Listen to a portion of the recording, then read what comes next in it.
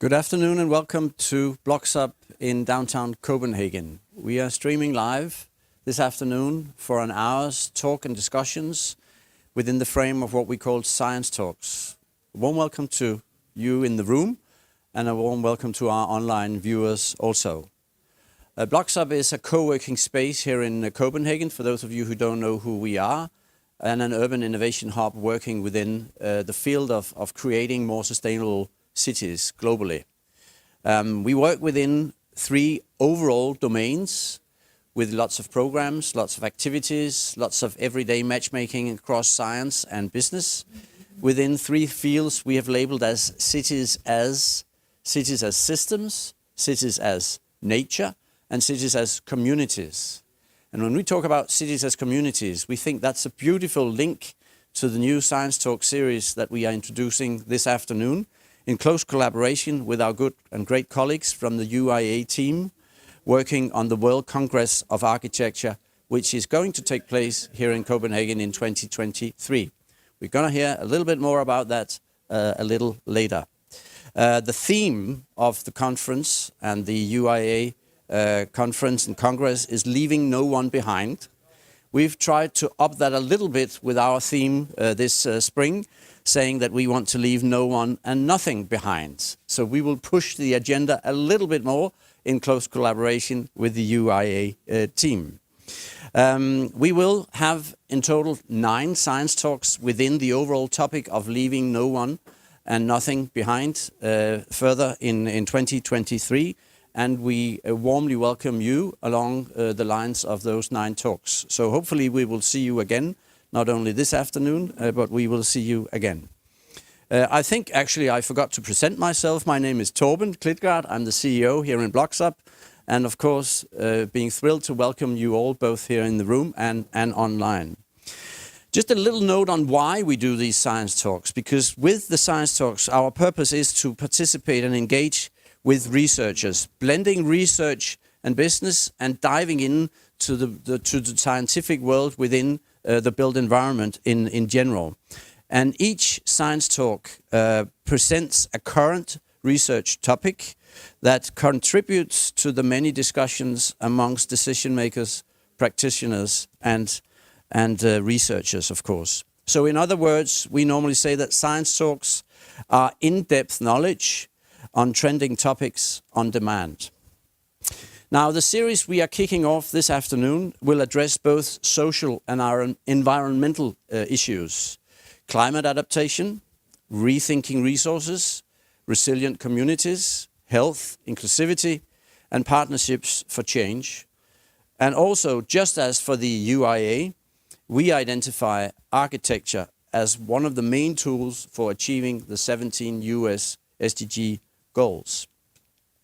And then with that short introduction to BLOXHUB and that short introduction to the purpose of the science talks, I would like to hand over the mic to my good friend and colleague, Christian from the UIA team, who will just briefly say a little bit about who are you and what are you doing. And there's something about an event a little later this July I'm looking forward to. So I'll hand over the mic to you, Christian. A warm welcome to you. Thank you. My name is Christian. And I am part of the UIA Congress team in Copenhagen. And we are working on planning this big event in the Bella Center, which will happen this summer on the 2nd to the 6th of July. And I'm going to give you a little bit of an introduction. It's going to be very quick because I thought I had some slides. Do I have some slides? I have some slides. Very good. But it's also very easy because Torben has actually already said a lot of the stuff which I was going to say, because actually our agendas, of course, they overlap very much. But just to give you a very brief introduction, the UIA is an association of architectural associations. So they do not organize individual architects; they organize architectural associations. They're based in Paris.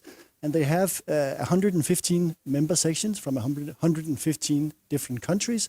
And they organize approximately 1.3 million architects across the world.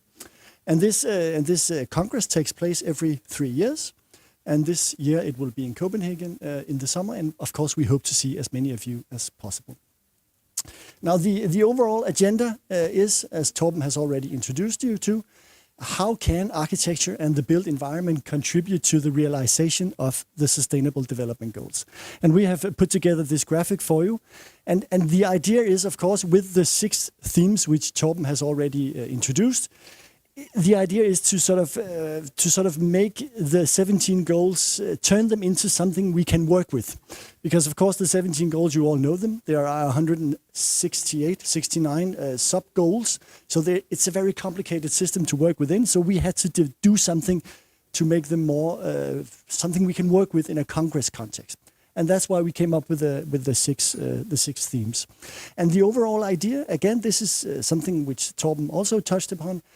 We very strongly believe that if this green transition is to be successful, it has to be green, it has to be sustainable in the environmental way, but it also very much has to be equitable and inclusive. So if we are to be successful with this green transition, we must leave no one and nothing behind. So that is very much the goal of all the discussions, all the sessions which will be taking place in the Bella Center. And just to let you know, I mean, there's a website, of course, and I would like to invite you all, not now, of course, but after this session, to go to our website, explore the program, the preliminary program, our speakers list, and to get an idea about what to expect this summer. And I just want to again touch a little bit upon what our thinking about this particular event. Because it is, of course, the UIA, the World Congress of Architects, as it is called. But of course, we very strongly believe that if we are to be successful, we have to think outside of the silos, as we say in Danish. This is not something which the built environment can do on its own. It's not something which architects can do on their own. So when we have been finding speakers and putting together the program, we have been thinking very much about being inclusive and making sure that we have conversations which also include someone who is not architect. So these are some of our keynote speakers, and just, you know, the eye will soon find out that there are other people than architects on this board. And the idea is to have this conversation. It's extremely important to have conversations across these professional silos, and that's very much what we hope to be successful with this summer. And then, of course, it is also this is a science talk, so I will not. So I will, of course, also mention that we have a science track, you might call it, in the Bella Center. We have, together with the Royal Academy, there has been a call for papers. We had more than 726 papers from 77 countries. You have a list of the countries with most contributions. Of course, Denmark is right at the top because the Congress takes place in Denmark. But we are very happy to see that China, United States, and India, and Brazil as well, very big countries with very big economies, they are also right at the top of this list of countries who contribute with a lot of papers to the Congress. And we expect to have 200 and 250 paper presentations in the Bella Center. And this is also together with approximately 100 sessions with speakers and workshops and all the other stuff going on. And there will, of course, also be an exhibition area, both a commercial exhibition area and a non-commercial exhibition area. We'll have tours. We will have wonderful side events going on in Copenhagen at night. Torben will be hosting a wonderful party. Can we call it that?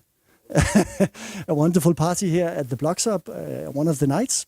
So there really is a lot to look forward to, and we very much hope to see all of you, as many of you as possible, here in Copenhagen this summer. Yeah, thank you very much. Thank you, Christian. Yes, big round of applause. Thank you so much. I think this simply just goes to show that, you know, the old saying that together you're stronger. I think this is one of the examples. This is, of course, an international congress, but it's also an ecosystem stepping up in order to push and promote the dialogues and discussions and hopefully future solutions on how to create a more sustainable urban future, if I may put it in that way. But now we turn to today's science talk, today's speaker. So allow me to present Mr. Saleemul Huq, and I will just briefly... Hi, Saleem. Good to have you on board. Not necessarily. Hi there. Excellent. Thanks so much for joining us today. I'm of course sad that you're not here physically in Copenhagen, but I hope to see you in the future. I don't know exactly if you are going to visit us during the summer and during the UIA Congress. Do we have the pleasure? I hope so, yes. Fantastic. Excellent. So thanks for stopping by, so to speak, this afternoon in BLOXHUB. But you, Saleem, you are the director of the International Center for Climate Change and Development, the ICCCD, and also a professor at the Independent University Bangladesh in the Department of Environmental Science. You are an expert on links between climate change and sustainable development, particularly from the perspective of developing countries. And furthermore, and this was new to me, I must admit, you are the lead author of a third and fourth assessment report of the IPCC and to Greta Thunberg. Now, that was the news to me, I'm sorry. And to Greta Thunberg's climate book with an inspiring chapter about inequality in climate change policies and the need of social cohesion to stand and fight together and achieve resilience. Now, in the chapter, so please go and buy the book. In the chapter, you also emphasize the need for young minds to get together with a common cause, taking action to put pressure on political leaders and therefore make a difference. So I'm very, very thrilled to look forward and will look forward now to this session with you, Saleem. Before we start, before we give you and hand over the mic, so to speak, to you, just a little practicality here, because if you would like, and we hope you will, to add comments and questions along the lines of Saleem's keynote here. Those of you in the room, there'll be a Q&A session after the talk, and those of you joining us online, please do your comments and feedbacks in the chat, and we will get back to that later in the group chat, and we will answer you by the end of this session. But without further ado, over to you, Saleem. The stage is yours. Thank you. Thank you very much, and good afternoon to all of you in Copenhagen. Good evening from here in Dhaka, Bangladesh, where I am speaking from. It's a great pleasure for me to be with you and to be given this opportunity to share some thoughts with you. Let me start by apologizing for not having slides. I'm just going to talk and you'll have to look at me talking for a while. But I hope that after I finish, we will have plenty of time for some interactive discussions, which I find much more amenable. I think I would prefer to have conversations with those of you who are in the room as well as those who are watching. So let me give you a sort of synopsis of what I plan to talk about, and then I'll talk about it. So there are three strands of my discussion today. The first strand, I will talk a little bit about climate science, particularly adaptation science, which is the part of the climate science that I work on and what I do on that. I will then segue from adaptation more broadly and globally at the science level to the much more practical and bring the issue of leave no one behind and inclusiveness, particularly focusing on the poorest people on the planet who are actually going to be the ones that are going to be affected by impacts of climate change and need support to adapt more than the more wealthy people on the planet. And that's a major part of the research that I do, and I'll share some of our work on that. And then the third and final part of my story will be to tell you about my country, Bangladesh, which happens to be an extremely vulnerable country to the impacts of Bangladesh climate change. But that isn't the story I'm going to tell you. I'm going to tell you about the resilience of Bangladesh to the impacts of climate change and how that can be something that can inspire people from all over the world. And that is what I wrote about in Greta Thunberg's book, that the rest of the world is not prepared for climate change. Bangladesh is better prepared than most other countries. And as other countries are affected, they can learn from Bangladesh how to deal with the impacts of climate change. So that's my final storyline, if you like, and I'm already given it to you. But let me start at the beginning. The beginning is climate science and climate change. So, climate change is, as I'm sure I don't have to explain, we are talking about, when we use the phrase climate change, we are actually describing what we, in a bigger phrase, call human induced climate change. The human induced being the the production of greenhouse gases from burning fossil fuels, primarily coal, petroleum, natural gas, and other greenhouse gases that we have been burning in the whole world for well over a century, since the Industrial Revolution. And as a result, the greenhouse gas concentrations have gone up in the atmosphere, and they cause the sunlight to heat them up and cause global warming or climate change. And we have already raised global mean temperature by well over 1 degree centigrade. We have agreed in the Paris Agreement to keep it below 1.5 degrees, but that is almost now slipping through our fingers as we speak. It's very likely that we will pass 1.5 in the next few years. We can still keep it below below 2 degrees, but that also is going to be require a lot of action for reducing emissions from all countries, particularly the biggest emitters, like the United States, and China now is the biggest emitter in the world. So those are things that are taking place, not fast enough, but they are uh, as a result of the fact that we have failed to reduce emissions sufficiently to prevent climate change impacts from happening. We unfortunately are going to deal with those impacts. And that is what the scientific community, particularly the third assessment report of the Intergovernmental Panel on Climate Change, IPCC, which you just heard about. I was a lead author of that, and it was published a good 20 years ago in 2001, 22 years ago now. And it brought the message saying that we had failed to prevent climate change, and it was going to happen, unfortunately and unavoidably, and that we now have to prepare for those inevitable impacts by doing adaptation. Um, and so that's when adaptation became the second strategy. I call it the second era. The first era is the era of mitigation, the second era is the era of adaptation for the last 20 years or more.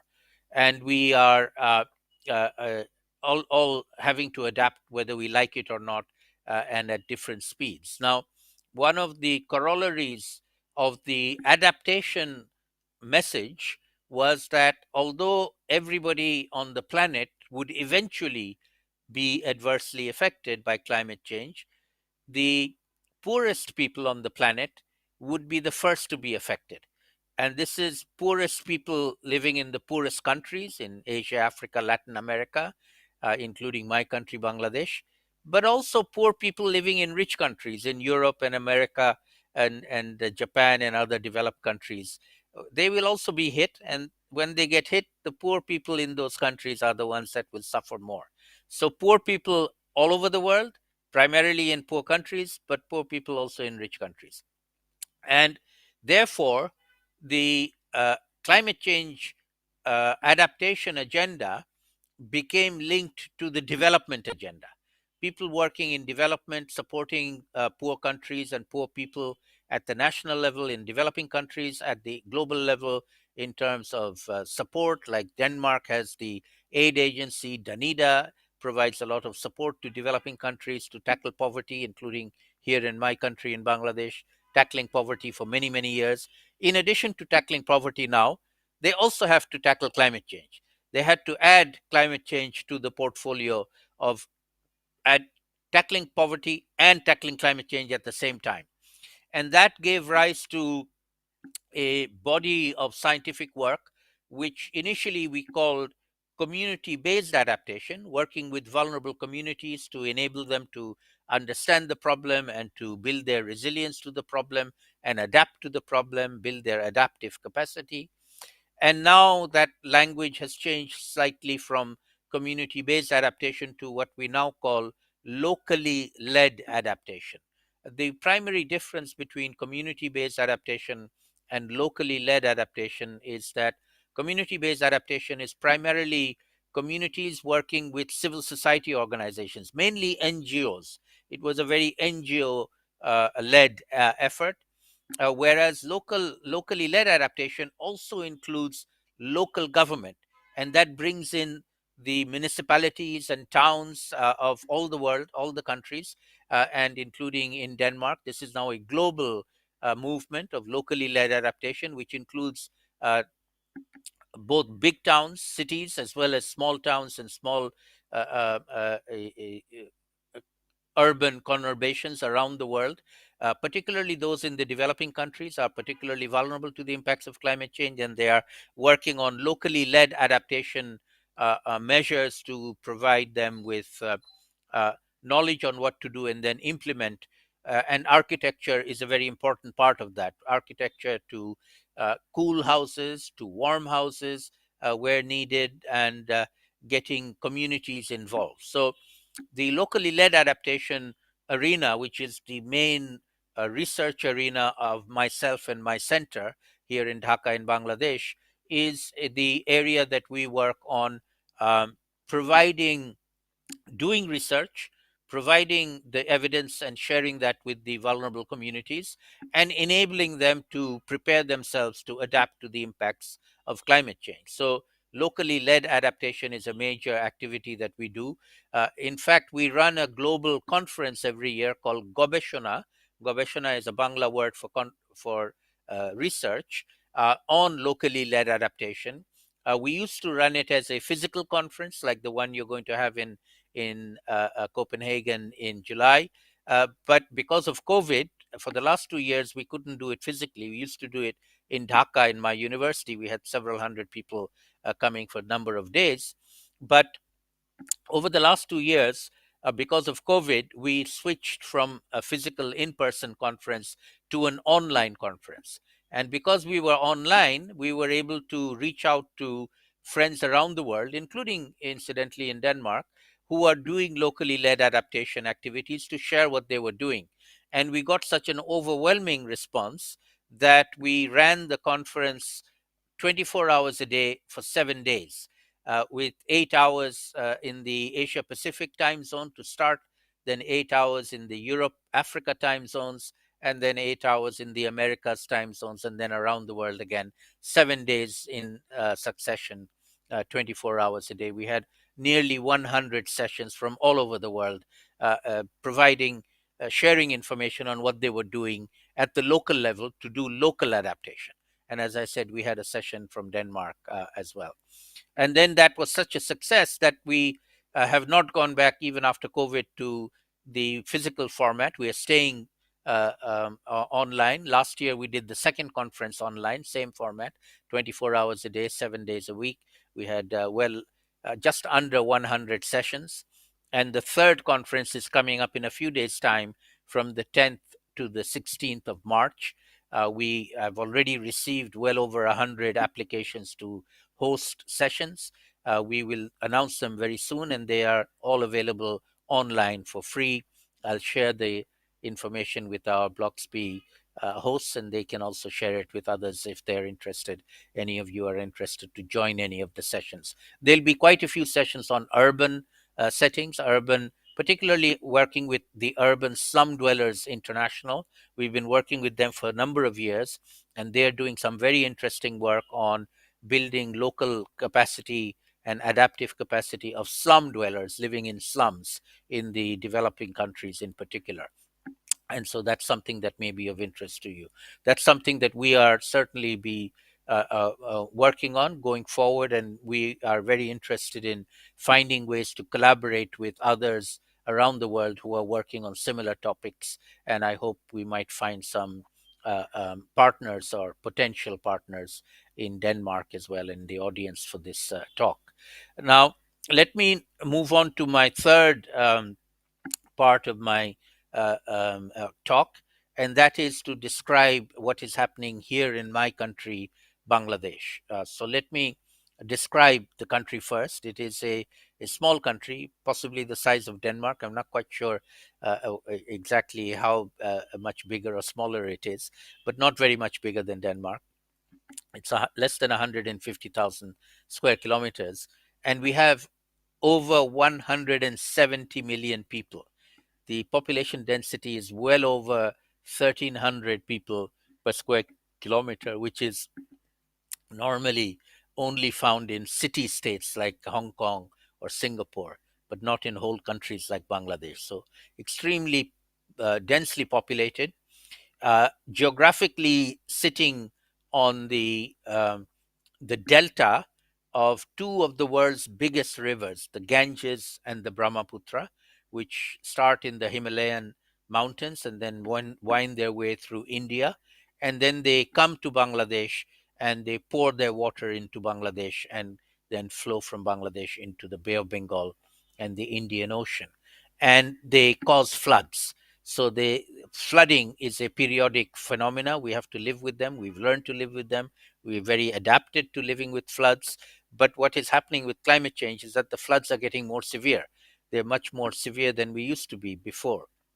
We have, for example, we have a very long series of um, records of flooding in our part of the world, from the British colonial period, and even before that, from the pre-British colonial period, the Mughal Empire period, 500, 600, 700 years of data we have. And the severity of a flood is counted as a return period of 1 in 20 years. So a 1 in 20-year flood is considered to be a very severe flood, causes a lot of damage. And for the last few hundred years, the 1 in 20-year magnitude flood has actually happened almost like clockwork, either 19 years or 20 years or 21 years between the floods, and then we have a severe flood. But in the last 20 years, that pattern has changed. In the last 20 years, we have had 5 floods of the same magnitude as a 1 in 20-year flood. So effectively, the 1 in 20-year magnitude flood is now a de facto 1 in 4-year magnitude flood. And where we can recover after a big flood for 19 more years, recovering in 2 or 3 years is much, much more difficult. And so Bangladesh is extremely vulnerable to the impacts of climate change, particularly flooding, but also cyclonic storms. The coastal zone of Bangladesh is affected by cyclones that come in and hit us periodically as well. Uh, Both flooding and cyclones are going to get worse with global warming. When the temperature rises, the cyclonic storms get more severe and more uh, uh, intense. And then one additional uh, climate change problem that's in addition to these problems, which were predate climate change, but climate change is going to make them more severe. But there's a brand new climate change problem, which is sea level rise, which is causing salinity in the low-lying coastal zone of the country. And if you were to visit the coastal zone of Bangladesh and drink the water that the people there drink, it'll actually taste saline. You can taste the salt in the water. Now, the human body can withstand a certain degree of salt. We can live with that. We eat salt in our food, so we can take a bit in the water. But not everybody is equally capable of doing that. And in particular, pregnant women are particularly vulnerable or susceptible to saline water. When they drink saline water, they it causes hypertension, and hypertension can lead to difficulties in childbirth, preeclampsia, they call it, in childbirth. And that has been proven, and that is happening. And so, one of the adaptation measures that we are taking in the coastal zone of Bangladesh is providing every household, as much as possible, and now millions of households have put these in, what we call rooftop rainwater harvesting systems. These are big tanks. You put them on the rooftop and you harvest the rain during the monsoon period and put it in the tank. And then during the dry season, the um, saline season is short. It's only a few months. It's not during the monsoon. During the monsoon, we have rainfall and everything is fresh water again. But during the dry season, for a few months, 2 to 3 months at most, that's when we have the problem with saline water in the drinking water. And so these tanks on the rooftops provide drinking water only, not for cooking or bathing, but drinking water for a few months for the household to survive the worst period. And this is an adaptation that has taken place all over the coastal zone of Bangladesh. If you were to travel around there, you'll see these black tanks on the rooftops everywhere. Everybody has one, and they know how to harvest the water, and they know how to keep the water. And so Bangladesh is well on the way to becoming a, a very adapted country. I'll give another example of adaptation that we have successfully implemented at scale, also in the low-lying coastal zone where salinity, I mentioned the salinity in drinking water, but there's also saline water seeping into the crops and making the crops, particularly rice, which is what we grow most of the places. The rice is susceptible to salinity, and if the salinity goes up, the rice crops don't survive, or the traditional rice crops don't survive.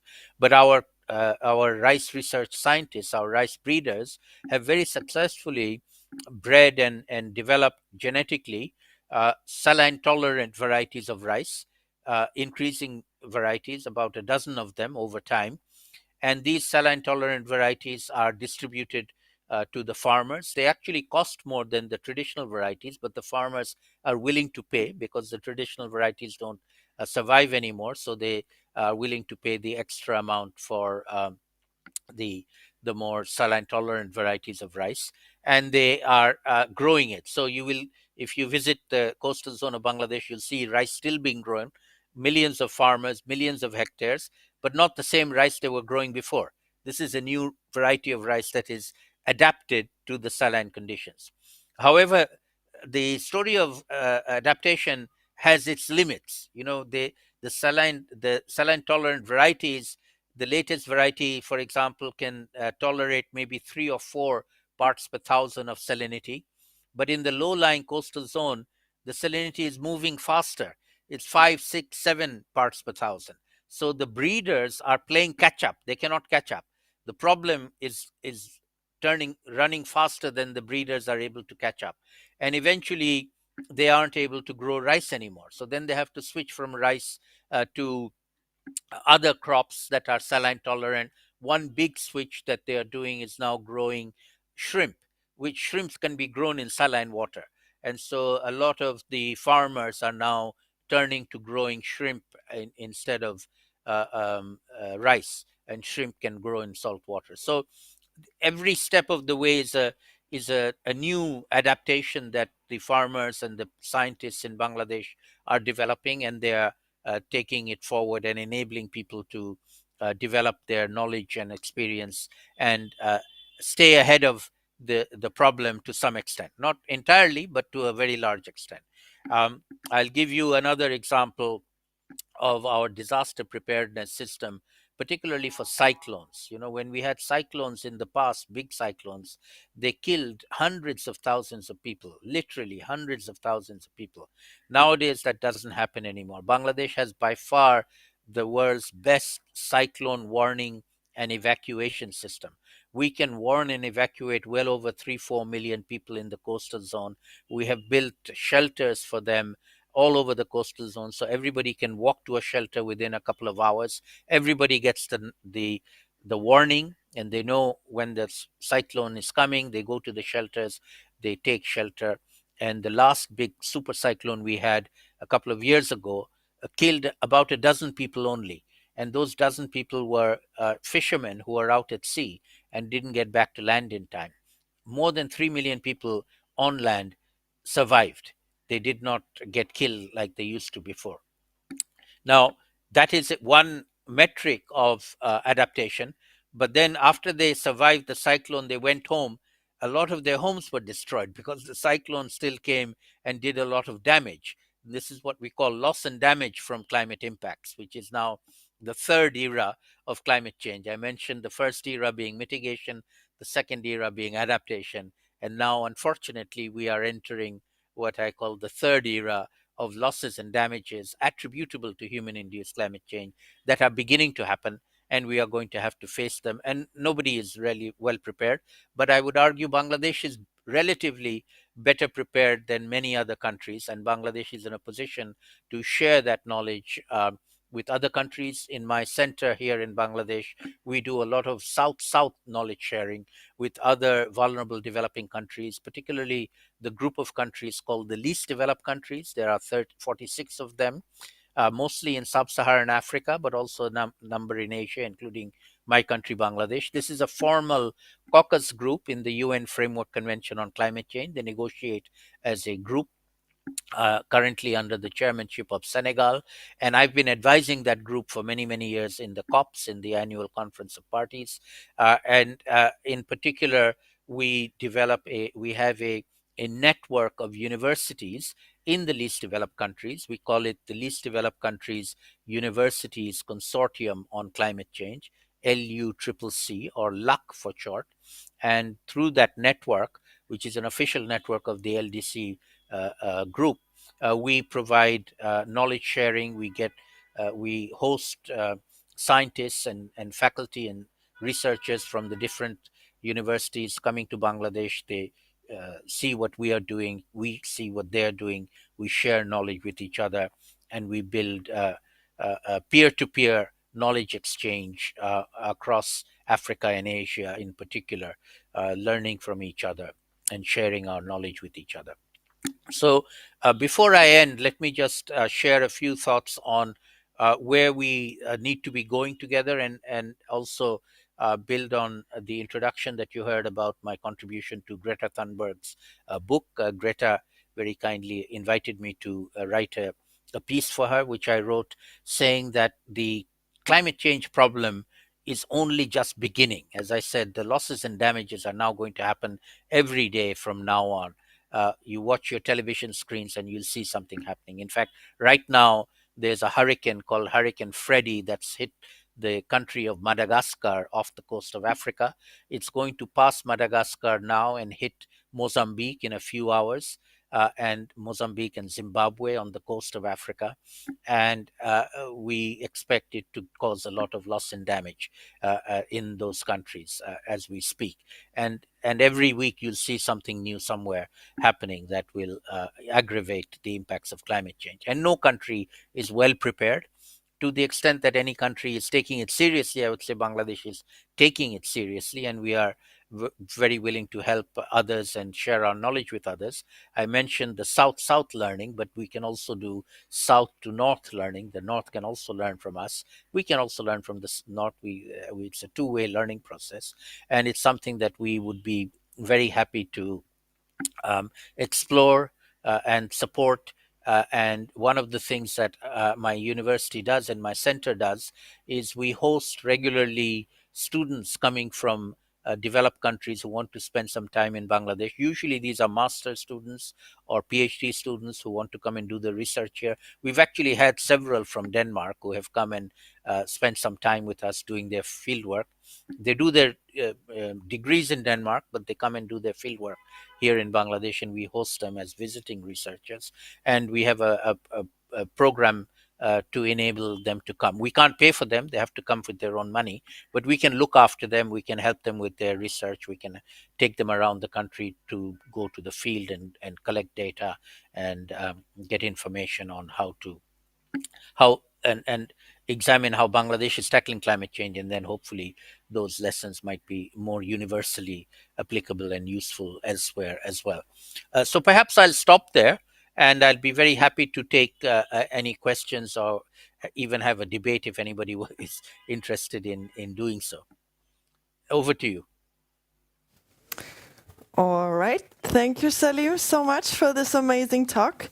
I hope you can hear me. I suppose you can. Yes, I can hear you. Perfect. So thank you so much for this. I think we're all a bit blown away by this amazing talk you just gave. And I mean, it was really, really fruitful. And I think we all have some reflections and maybe ideas. But before that, I would like to introduce myself for the ones that don't know me. I know some faces here in the room, but I'm Jule Rumpe. I'm the science coordinator in BLOXHUB, and I will be hosting this year's series of the science talks. So for now, I know we might have some chats, some questions in the chats. We might have some questions in the room. We have our amazing colleague Freya that will be maybe coordinating the questions from the chat and also can walk around with the microphone if there are some questions. So I would open the floor for you guys. Otherwise, I also have some questions prepared if you would like for me to start, reflect on this discussion. Oh, there's a question here from Christian. So on to you. Thank you very much for a wonderful talk. It's always, I think we need to unmute the microphone first. Can you hear me now?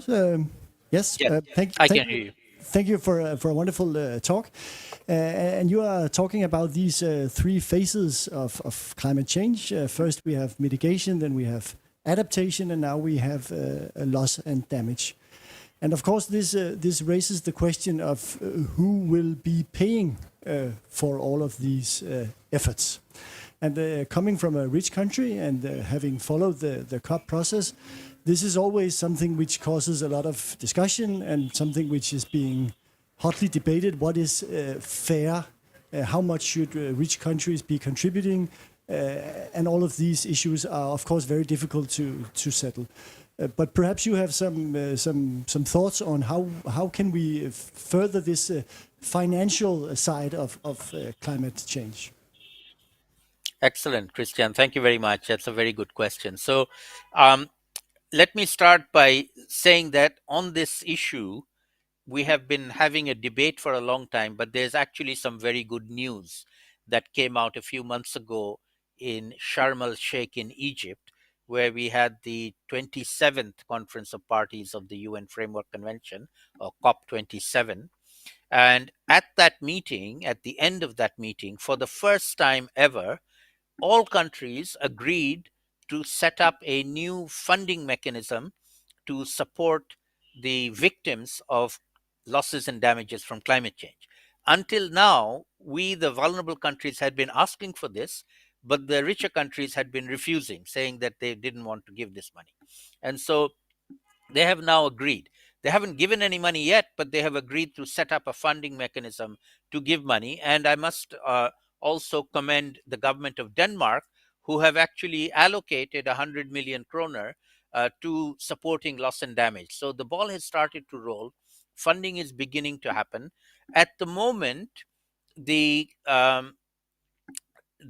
paradigm of giving is a sense of solidarity and a sense of responsibility. So all countries are responsible because all countries have emissions, and all countries need to take responsibility and accept responsibility and do something to help the victims, both within their own countries, but also outside their own countries. That is the principle that we have agreed to. Incidentally, we have also agreed, when I say we, I say the vulnerable developing countries, have agreed something that the United States of America in particular insisted on, and we agreed to. That was their condition to agree to the fund on loss and damage, that it does not invoke liability and compensation. So, the words liability and compensation themselves, the words are taboo. We are not allowed to use those words in the UNFCCC.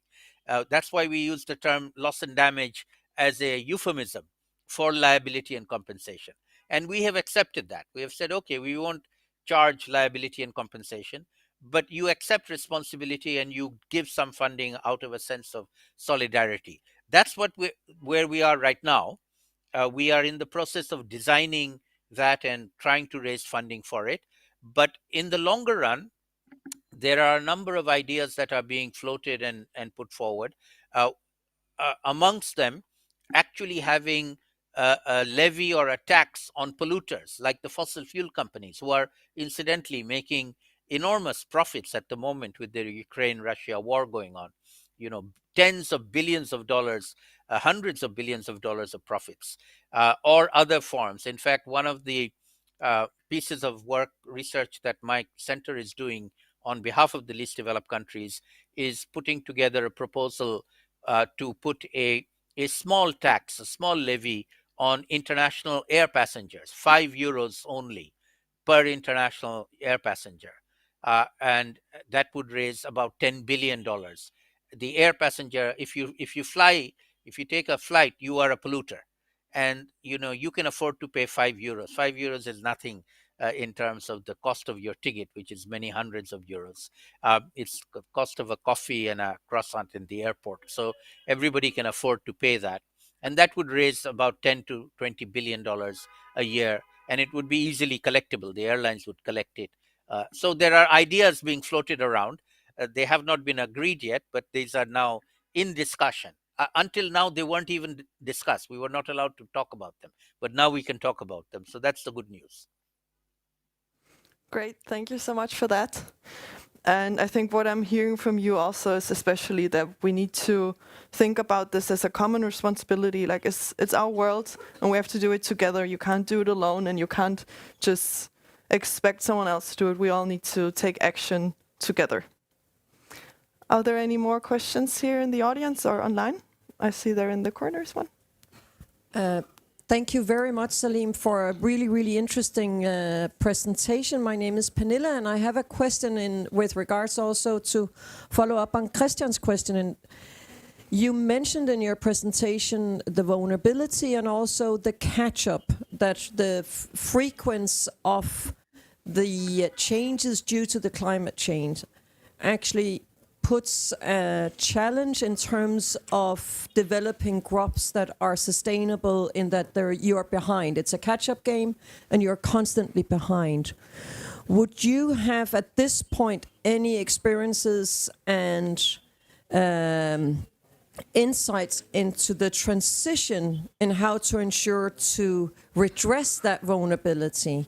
Like, what do you need to, what can be done from an international point of view in research and crop development to sustain and ensure that you do not have to catch up, but that you can actually move ahead? Very good question, Pamela. Thank you very much. So let me start by picking up on the comment that Eula just made in terms of what is the responsibility of each of us as individuals. And I argue, I talk to lots of young people nowadays all over the world, and I tell them that as of now, as of today, every single one of you and every single one of us, older people as well, need to think of ourselves first as citizens of planet Earth, and only secondly as citizens of Bangladesh or Denmark or Copenhagen or Dhaka. And as citizens of planet Earth, the biggest problem that the planet and all citizens on the planet are facing is climate change. It's a magnitude that was going to dwarf the COVID-19 crisis we just went through and the Russia-Ukraine war that we are going through now. Climate change is just beginning. It hasn't hit us yet, and we are not ready for it. And so we need to be working together as a planetary citizen at a global level, connecting with each other like we're doing right now, Dhaka with Copenhagen, Denmark, Danish people in Denmark with Bangladeshis here. We need to join forces to work on that. The second, to answer your question in terms of what do we do at the national level, in Bangladesh, for example, we are working very closely with the communities in the coastal zone of Bangladesh. And as I said, we're doing a lot of adaptation, but there are limits to what we can do on adaptation. And when we reach the limits, people lose their livelihoods and they move. And what we call displacement or migration occurs. And right now in Dhaka city, where I'm sitting, in the order of well over 1,000 people arrive every single day on foot or by cycle or rickshaw or bus or boat, and they disappear into the slums of Dhaka city. We have more than 200 slums in Dhaka city. And these are climate migrants coming from the coastal zone, from the low-lying coastal zone. Nobody knows about them. Nobody counts them. Nobody is there to help them. That is a big, big gap that we need to work on. So one of the things that we are doing is we are working on a program we call developing climate resilient, migrant friendly towns. we've identified 24 towns around the country. These are towns with about 500,000 to 1,000,000 people each, where they can absorb another 500,000 to 1,000,000 people each. And what we are doing is enabling these towns to actually welcome these climate migrants, so they don't end up in the slums of Dhaka city. Dhaka is the fastest growing mega city in the world, nearly 20 million people, and the projections for climate migrants is another 10 million climate migrants over the next decade. Dhaka will just burst. It won't be able to cope. But we can't stop them from coming. We can only incentivize them to go to these other towns. And that's what we're trying to do, is we're building these other towns as model towns where the climate migrants will be welcome, they'll be given jobs, they'll be able to stay there, and they don't have to end up in the slums of Dhaka city. So that's one strategy that we are pursuing here, and something that we would be very happy to share with people if they're interested.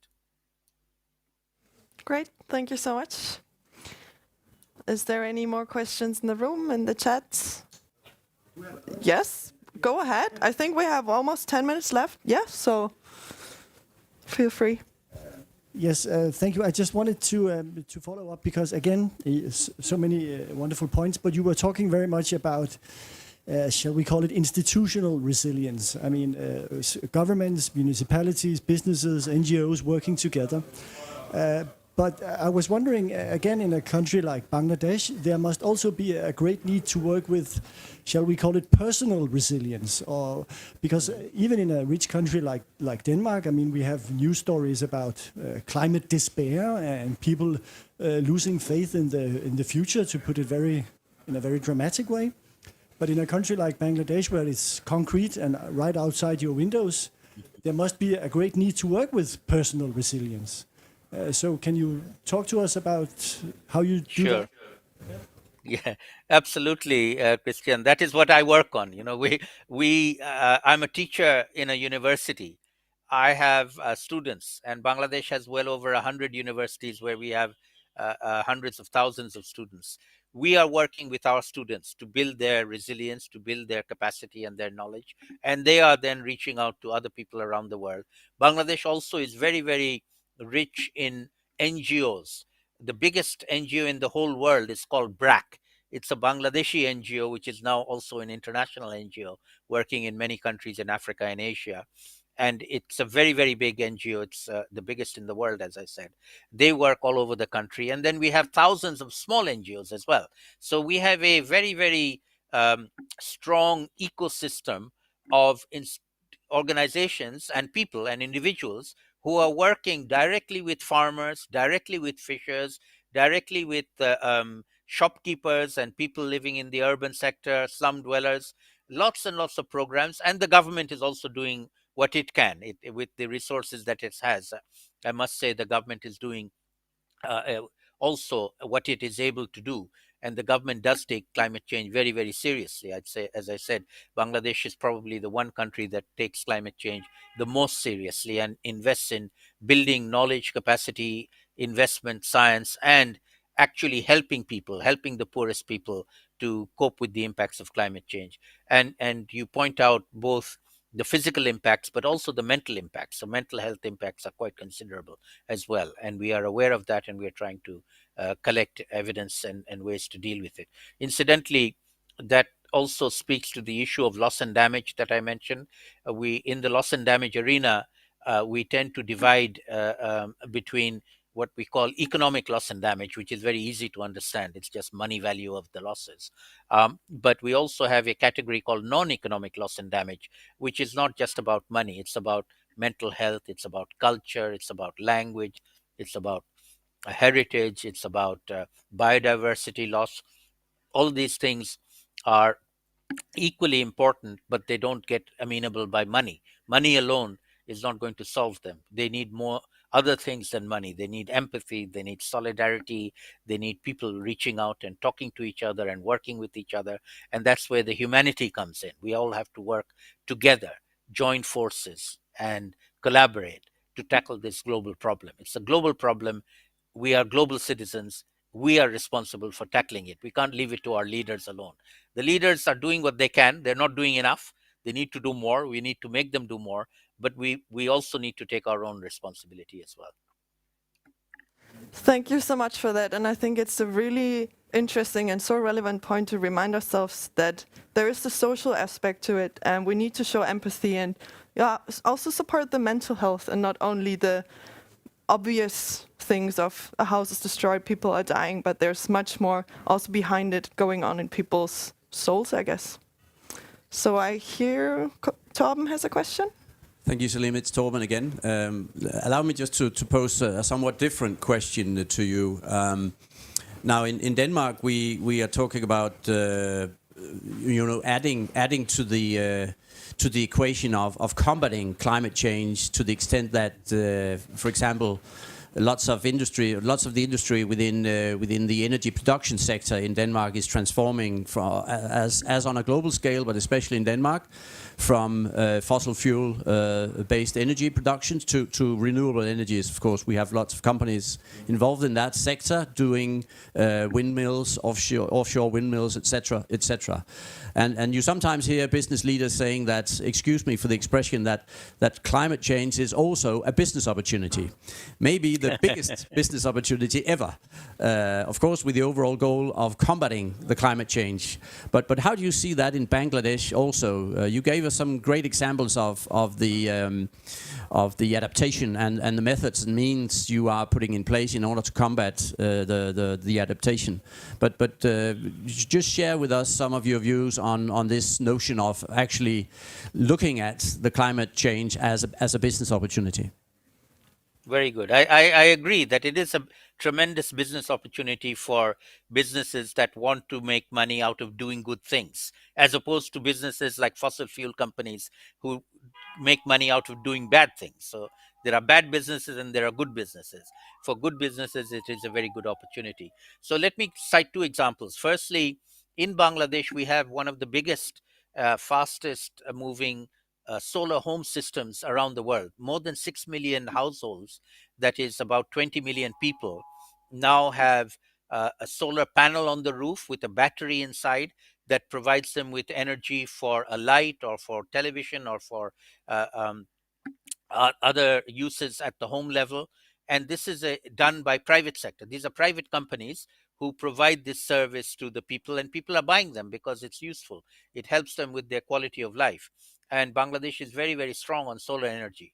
The second thing that we are planning to do now in our new national climate plan is to look at the opportunity of offshore wind off our coast, which is very windy. It's a monsoon area. As I said, we have cyclones, and the old technology of wind energy, windmills, could not withstand those cyclones. But the newer technologies that you have developed in Denmark and that are being deployed in the North Sea, the bigger windmills that don't require to be tethered to the ground, that are floating, these are now, the technology is now viable to withstand the wind energy that the coast of Bangladesh has in the Bay of Bengal. And they are seriously looking, and the Danish companies are in Bangladesh looking at the feasibility of this. It's still a long way away. It won't happen immediately, but it may well become feasible for the wind energy companies in particular to come and invest in Bangladesh and provide wind energy. That in theory, there's enough wind energy to supply all of Bangladesh's energy, including West Bengal in India and Myanmar on the other side of the Bay of Bengal. So, if we can make that happen, that would be a very big opportunity for Danish and other energy companies to come and invest and make money, because they'll sell the energy and make money out of it. Thank you, Saleem. I hate to break it, but I think we have to end this discussion here because time's running out. But thank you so much for this inspiring, very fruitful session. I think we all go out of here with a lot of things to think about, and at least for the ones in the room, I can say that we are hosting a BLOXHUB bar tonight with the motto of rock and roll leadership, and you're welcome to take this discussion with you. And before we give Saleem a huge applause, I also want to say thank you for the ones participating online. it's not the same without you guys, and I'm looking forward to see many faces again at the next science talk we host on the 23rd of March, where we have invited Thomas Chapman to talk about the ongoing energy crisis in South Africa and how fields of urban design and impact investment can come together to chart a new direction for public infrastructure in African cities. So thanks again, Saleem. Thank you. Thank you. Can I just mention that can I just mention that I hope to be in Copenhagen in summer in July, so hopefully maybe meet some of you in person then. Come to BLOXHUB and we would love to meet you. Indeed.